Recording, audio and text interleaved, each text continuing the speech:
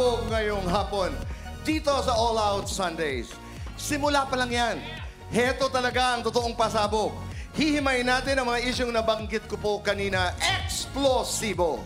Unahin na ho natin ang Julie Ver na di umano'y nag-prenuptial pictorial sa Australia last December.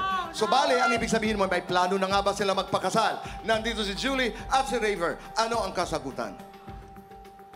Alam niyo po, Tito Boy, ang totoo niyan.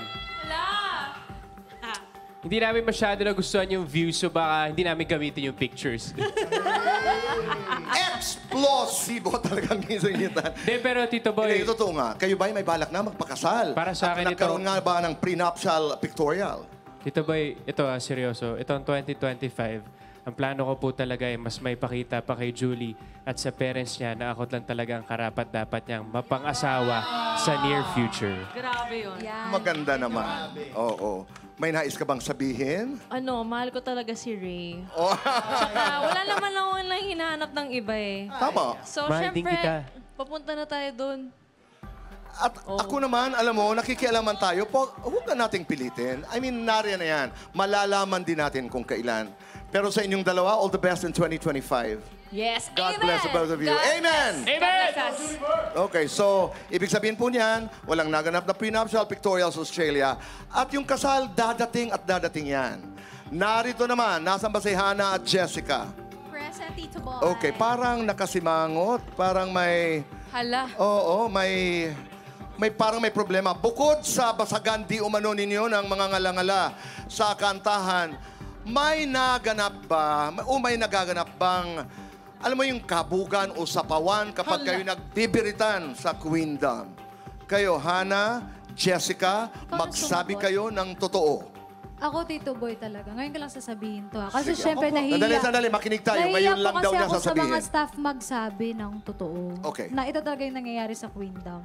Pag sumasalang kasi ako, kakopyahin niya yung boses ko. So parang sabi ko, bakit? Eh meron naman kaming individual. So parang sa akin, parang oo. Ano yung part na sinasabi mong ganyan? Merong part, bes, na kinokopya mo ko. Ito ba yung sabay-sabay na tayong lahat? Ano ba to? All ba to? Pareho tayo na study doon. Ay, same pala kami. Mali pala, Tito Boy. Same pala kami. Mali Hindi, pala. pero hindi. Naramdaman ko yung galit. Hindi, joke lang, Tito Boy. Hindi, naramdaman ko. Nakita ko meron man kanina. talaga akong Alam mo, issue sa Hannah, kanya, nakita mo, Tito Boy. Hannah? Nakita mo, naramdaman mo rin? Naramdaman ko eh. Feeling ko dahil Tito Boy, may bangs siya. Ngayon ko Oo, lang sasabihin din. Palagay ko yun ang totoong dahilan. Kaya kayo ba'y sana'y magkabati? Magbabati Ngayong kami 2025. Oo naman. Pero maraming salamat. You're two of the best voices in this country. Tito Boy. Mabuhay kayong dalawa, Hannah. Joke lang po yun. May sasabihin ka ba? Nandali, Christian, parang may nais kang sabihin. May alam ka ba na hindi namin alam? Iba yung irapan talaga nila eh, no? Yung Iba? dalawa. Pero iba rin ang pagmamahala nila sa isa't isa. Ayun. At pagsuporta ng Queendom sa isa't isa, iba talaga. Okay. At dahil nandyan tayo kay Christian, si Isabel naman. Nako. Isabel, totoo nga ba ang binabaliwala ka na ni Miguel dahil sobrang busy niya? Dahil sa mga batang riles.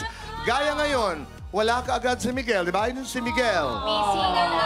Hindi pa kayo tuluyang umaamin. Eh, sabi nila, break na agad. What do you want to say, Isabel?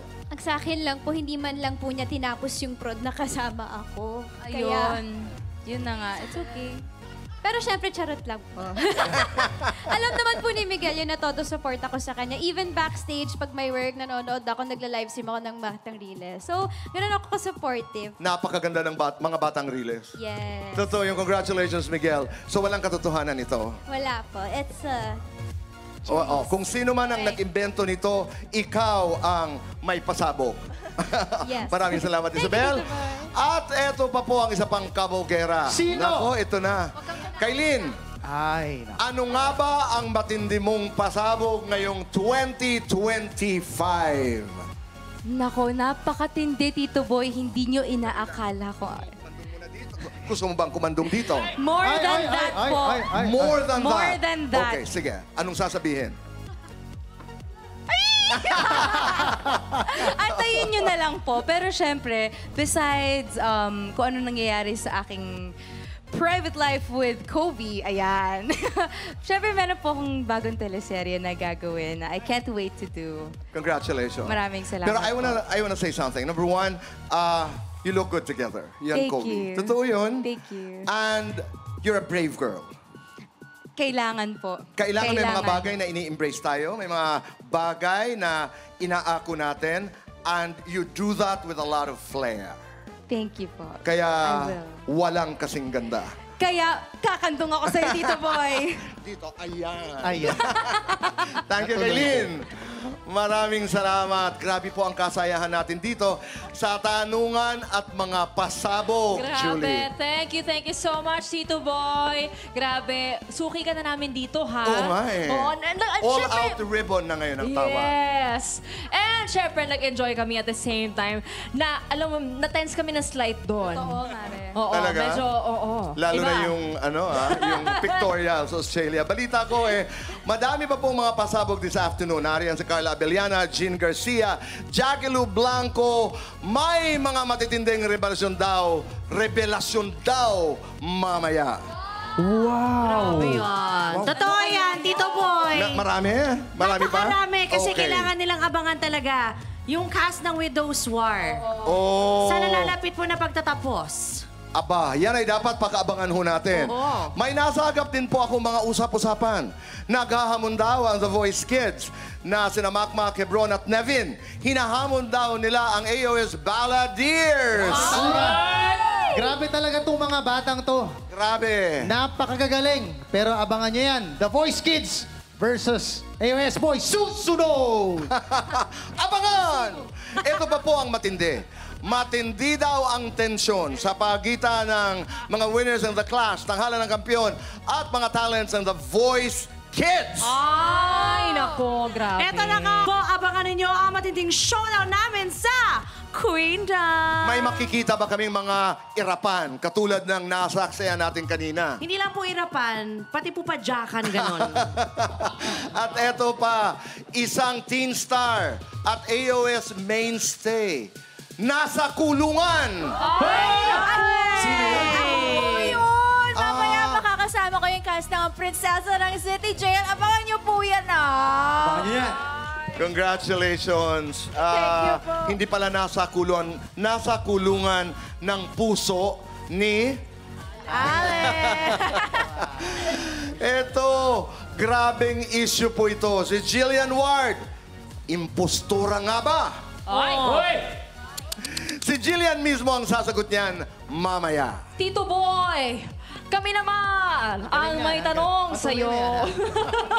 Ano ang iyong katanungan, Eto Julie? nga, Tito Boy, ano ba yung mga pasabog mo sa Fast Talk ngayon 2025? Marami tayong mga pasabog sa Fast Talk ngayong taong ito. Gusto ko yung titig ni Hana. Alam niyo po kami, ang mga pasabog ay nakadepende po sa mga balitang ipinagkakatiwala ho sa atin ng ating mga bisita.